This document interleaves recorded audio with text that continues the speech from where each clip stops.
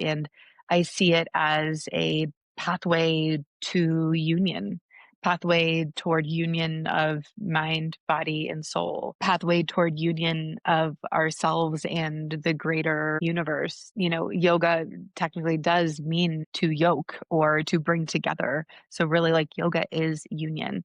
Um, and that's how I like to define it. And also, it's important to note that yoga isn't just this physical practice of moving our bodies. It's also a set of principles and guidelines to live by, and also other practices such as mindfulness, meditation, breath work, practices that help us turn inward toward ourselves and kind of disconnect from outside influences to really find that inner connection. So yeah, anything to add to the just the general definition of yoga? I think you did a great job. Yeah.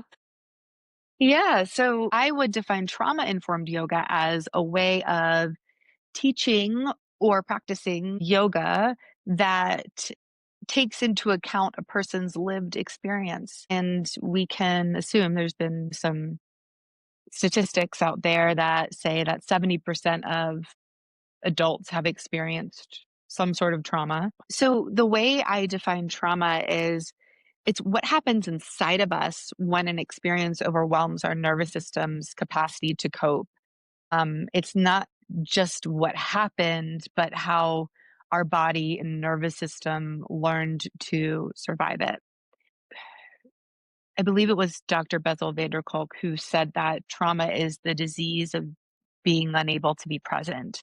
So it kind of strips us of our capacity to stay in the present moment because often those of us who've experienced trauma, the present moment feels too overwhelming to be present in because of the possibility for danger or threat, even if it's not really there. So a lot of times what happens with folks who've experienced trauma is the amygdala, the part of the brain that's responsible for alarming us if there's a threat or danger, it actually becomes enlarged and it literally reshapes our brain and it causes us to be in a state of hypervigilance, if that traumatic experience wasn't metabolized appropriately.